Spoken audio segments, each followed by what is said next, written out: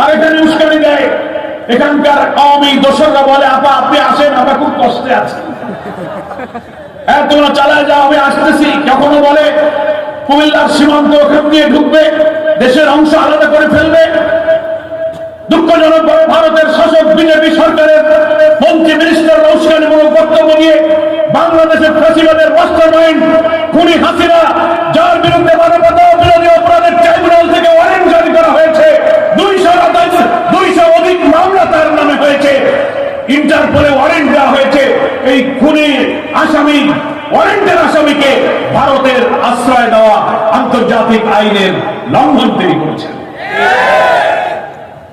গতকালকে আমরা পরশুদিনকে দেখলাম ভারতের পররাষ্ট্র মন্ত্রণালয়ের মুখপাত্র রণধীর জয়সওয়াল যখন বাংলাদেশ সরকারের পক্ষ থেকে বলা হচ্ছে হাসিনা উস্কানির কারণে এখানে অরাজকতা হচ্ছে, যেখানে সেখানে হামলা আক্রমণ হচ্ছে, ছাত্র জনতা বিক্ষুব্ধ হয়ে উঠছে, সামাল দেওয়া যাচ্ছে না, নিয়ন্ত্রণ করেন। ভারতকে যখন বলা হলো, দিল্লিতে বাংলাদেশের ভারপ্রাপ্ত হাই কমিশনার নুরুল ইসলামকে ডেকে পররাষ্ট্র মন্ত্রণালয় থেকে বলে দেওয়া হলো হাসিনার এই বক্তব্য বইটার জন্য ভারত দায়ী নয়, ভারতের সাথে কোনো সম্পর্ক নাই। আমরা এই কথার নিন্দা জানাই।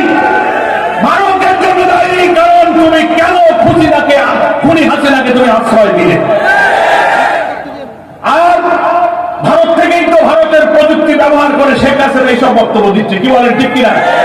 ফলে পররাষ্ট্র মন্ত্রণালয়ের মুখপাত্র জয়সওয়াল, আপনি যে বক্তব্য দিচ্ছেন হাসিনার বক্তব্যের সাথে ভারতের কোনো সম্পর্ক নাই, এই কথাটা অসত্য কথা। বিশ্বের এত বড় একটা গণতান্ত্রিক দেশ বলে পরিচিত দেশে পররাষ্ট্র মন্ত্রণালয়ের মুখপাত্রের এই বক্তব্যের সাথে ভারতের রাষ্ট্রীয় নীতির কোনো মিল নেই। এর জন্য ভারতের পররাষ্ট্র মন্ত্রণালয় আমরা কোনো রাষ্ট্র, কোন দেশ, কোন জনগণকে দায়ী করে না, কিন্তু ভারত শাসন করছে যে বিজেপি চরম সাম্প্রদায়িক প্রতিক্রিয়াশীল একটি রাজনৈতিক দল হচ্ছে বিজেপি।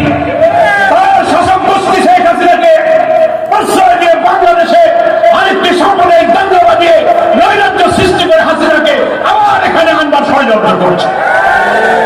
ফলে আপনি যে বললেন হাসিনার এই বক্তব্যের জন্য ভারত দায়ী নয়, আন্তর্জাতিক ভাবে একথা অসত্য প্রমাণিত, কারণ আপনার আশ্রয়ে, আপনার দুধ কলা খেয়ে তিনি ওখানে বড় হইতেছেন। আপনার মিডিয়া, আপনার প্রযুক্তি ব্যবহার করে তিনি বক্তব্য দিচ্ছেন, তবে কেন আপনি দায়ী হবেন না?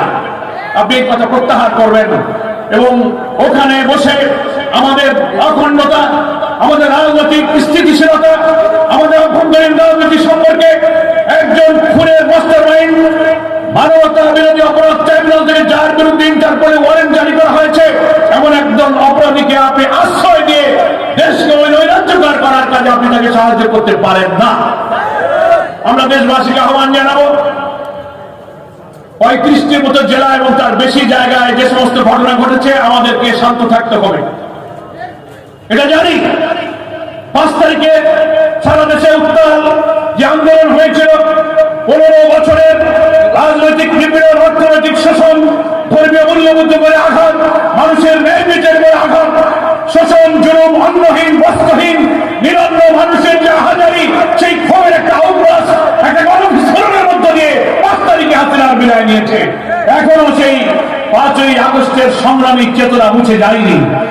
তরুণ ছাত্ররা যখনই হাসিনার উস্কানি পায়, যখনই আওয়ামী ফ্যাসিবাদের দ্বন্দ্ব পায়, প্রশাসনে যখন তাদের নৈরাজ্যের ইঙ্গিত পায়, তখন তারা হয়তো একটু বিক্ষুব্ধ হয়ে ওঠে। কিন্তু আমরা মনে করি সেই 5ই আগস্টের বিপ্লবের 6 মাস পর এখন আমাদেরকে ধৈর্যের পরিচয় দিতে হবে, কি বলেন ঠিক কিনা? সাধারণ মানুষের বাড়ি ঘরে কোন স্থাপনার উপরে আঘাত করা, রাজনীতি দিয়ে আমাদের মোকাবেলা করতে হবে। যা কিছু ঘটেছে, দল মতে উঠতে বিক্ষুব্ধ ছাত্র সমাজ হয়তো গণবিস্ফোরণের এই ক্ষোভের জায়গা থেকে তাদের বহিঃপ্রকাশ ঘটিয়েছে। আমরা বলবো আপনারা শান্ত হন।